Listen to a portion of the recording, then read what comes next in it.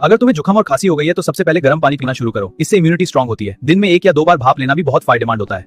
जुकाम और खांसी से बचने के 4 तरीके। विटामिन सी वाले फ्रूट्स खाओ, ठंडी चीजें अवॉइड करो। ये आदतें फॉलो करो, इन्फेक्शन से बचेगी। जुकाम में देसी नुस्खा, गर्म पानी में अदरक और शहद मिलाओ, धीरे धीरे पियो, गले को राहत मिलेगी। अगर गले में खराश हो रही है तो गर्म पानी में नमक मिलाकर गार्गल करो। गार्गल करने से सूजन कम होगी। ठंडे चीजों से दूर रहो।